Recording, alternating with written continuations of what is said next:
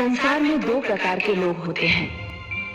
एक वे जो ये जान लेने के बाद कि वे सीधी राह पर नहीं थे, अपने सोचने का ढंग बदल देते हैं, सुधर जाते हैं। दूसरे वे जो अपने आप को सुधारना अपनी हार समझते हैं। उनका अहंकार उन्हें सुधरने नहीं देता। उनके सोचने समझने की शक्ति झूठे अहंकार के बोझ तले पिसकर रह जाती है। गुरु शुक्राचार्य ने अपनी आंखों से देखा कि उनके दोनों पुत्र षंड और अमर्क मारे गए, और फिर प्रहलाद ने श्री विष्णु भगवान की सहायता से उन्हें पुनर्जीवित कर दिया। मगर उनका अहंकार इस हार को स्वीकार करने से इनकार कर रहा है। जब उनकी ये दशा है तो हिरण्यकशिपु से ये आशा रखना ही व्यर्थ है कि वो प्रहलाद को सच्चा मान लेगा, क्योंकि वो तो अहंकार के शुक्राचार्य से भी आगे है। वो शुक्राचार्य तो केवल भगवान श्री विष्णु के बैरी हैं, किंतु हिरण्यकशिपु तो स्वयं को भगवान मनवाने पर अड़ा हुआ है। देखना ये है कि अपनी इस हार का वो किस प्रकार सामना करता है।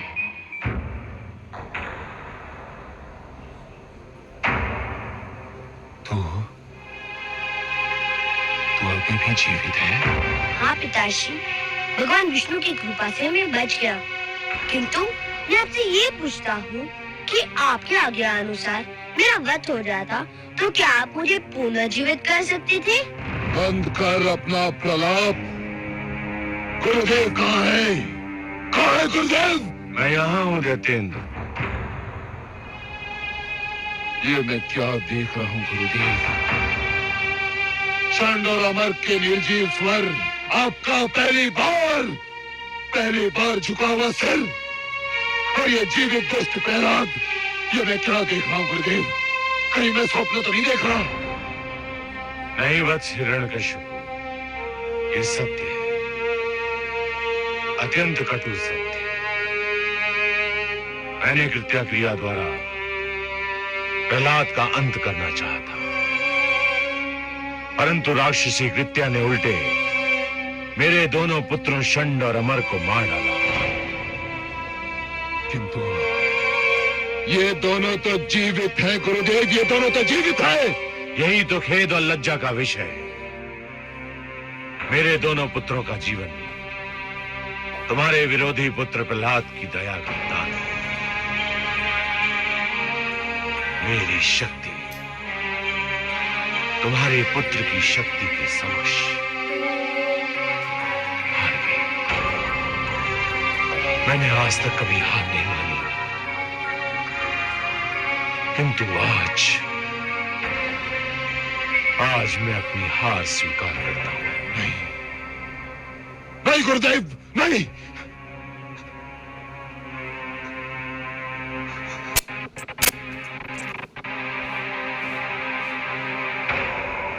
ये नहीं हो सकता, ये नहीं हो सकता, ऐसा नहीं होने दूंगा,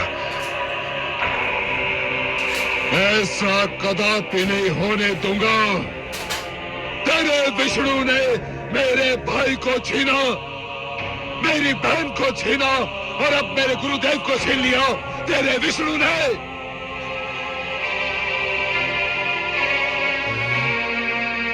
अब तक केवल इसलिए बचता रहा क्योंकि मैंने तेरे वध का कार्यभार दूसरों को सौंपा। क्योंकि मैं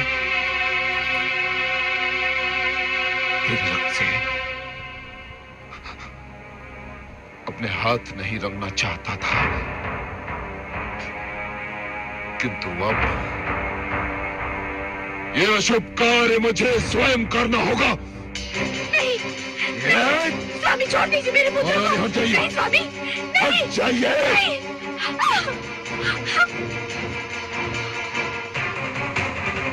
अब कोई नहीं आ सकता तेरे बीच। अब ये संसार देखेगा कि एक पिता अपने पुत्र का वध कैसे करता है।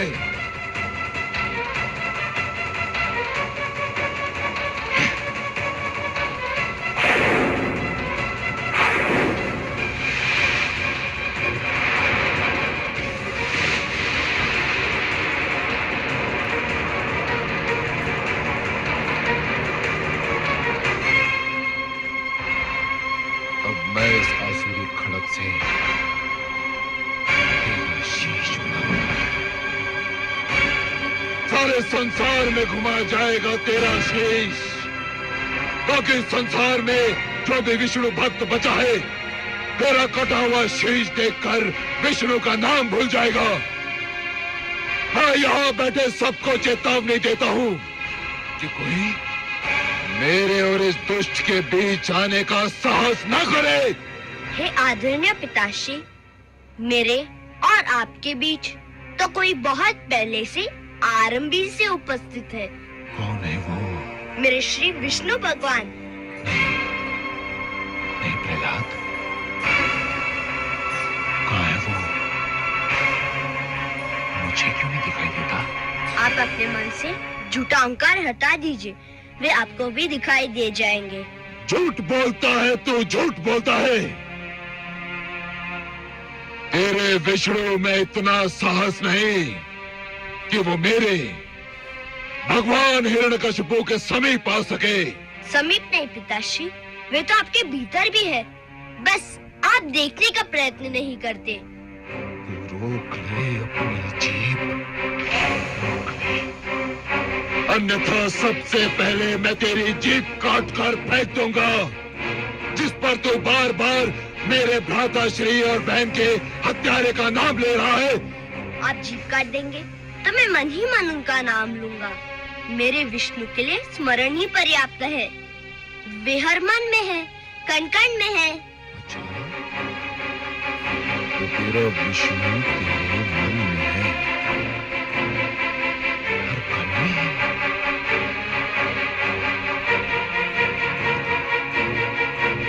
तेरा विष्णु स्लोस्तम में है।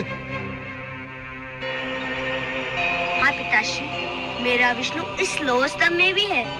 सैनिकों, इस लोह स्तंभ को अग्नि से तपाओ, इसे अंगारे की भांति लाल बनाओ।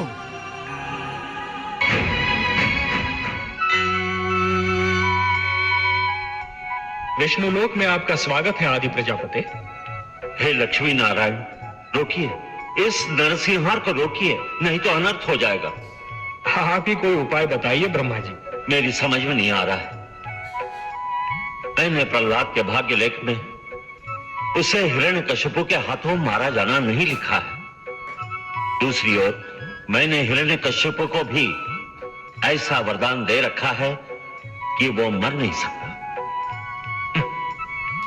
इसीलिए मैंने सदैव यही कहा है हे ब्रह्मा, कि वरदान देने से पहले यह अवश्य सोच लेना चाहिए कि वरदान किसे दिया जा रहा है, क्यों दिया जा रहा है।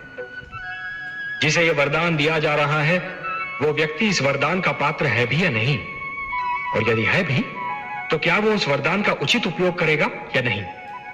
वो उस वरदान को आत्म सुख का उपहार मानेगा या दूसरों को दुख देने का शस्त्र।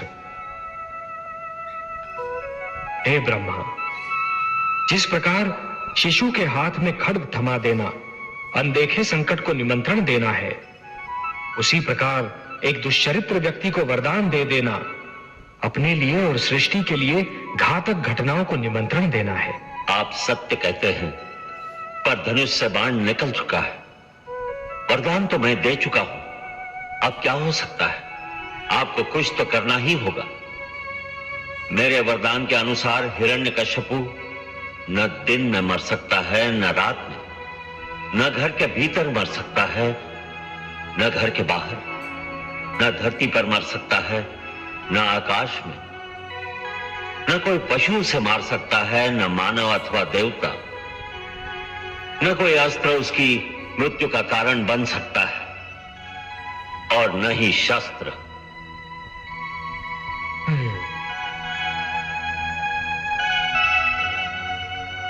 बहुत जटिल समस्या है ब्रह्मा जी।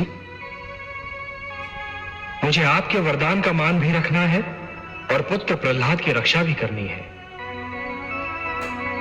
आप सत्य कह रहे हैं, मुझे कुछ तो करना ही होगा।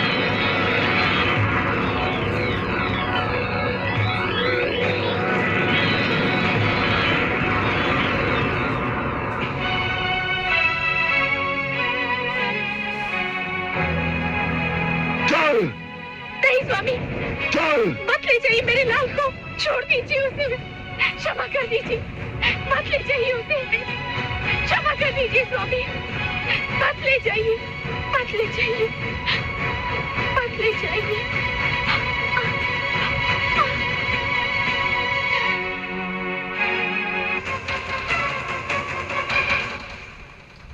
हाँ पुत्र, क्या कहा था तुमने?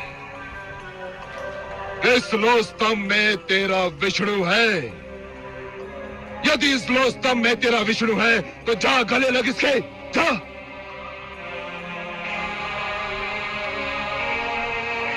आगे बढ़ दुष्ट, अपने विष्णु का आलिंगन कर, जा। जो आज्ञा पिताश्री,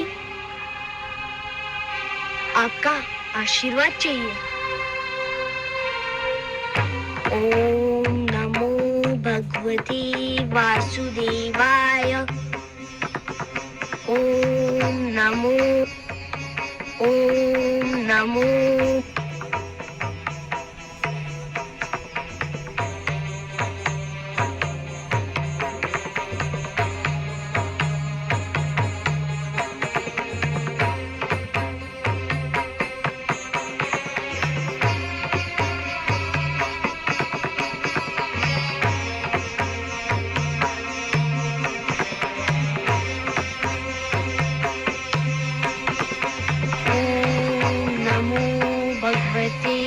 वासुदेवाय।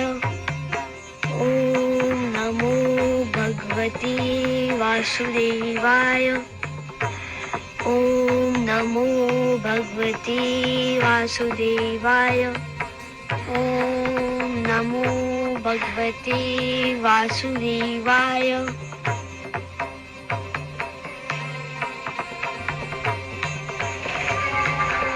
मैं अपने विष्णु के गले लग गया पिताश्री। धूर्त कपटी, अवश्य तेरे पास मायावी शक्तियां हैं जिसकी सहायता से तूने इस लोस्तंभ को ठंडा कर दिया। सैनिकों, बांध दो इसे इसी खंबे से। आज मैं इसके प्राण लेकर ही दम लूंगा। बांध दो इसे।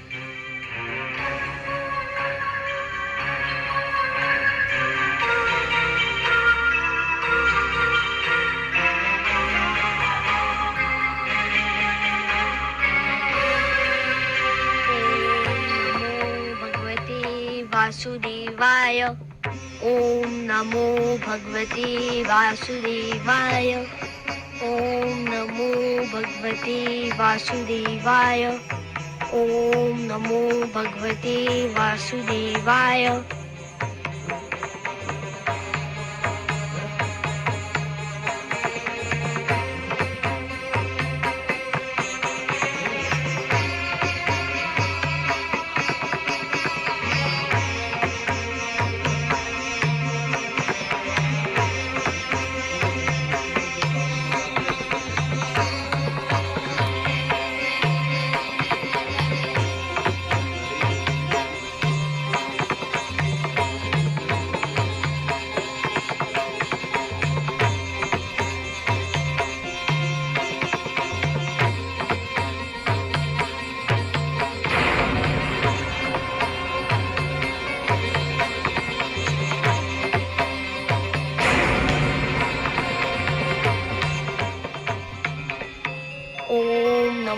भगवते वासुदेवाय।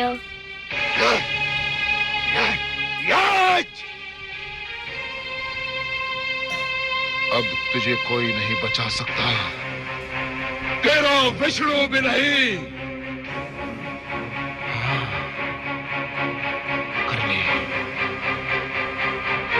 कर ले अपने विष्णु का मन भर के स्मरण कर ले। यदि तेरे कथनानुसार इस स्तंभ में विष्णु है तो देख कि वो बाहर निकलकर तुझे दर्शन दे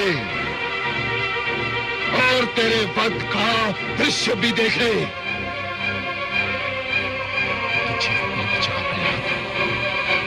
अब तू जीवित नहीं बचेगा।